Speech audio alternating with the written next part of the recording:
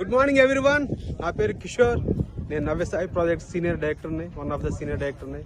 ఇప్పుడు మీరు చూస్తున్నది మన నవ్యసాయి ప్రాజెక్ట్స్ 21వ వెంచర్ అయినటువంటి తాడివారి పల్లెలో ఉన్నాము.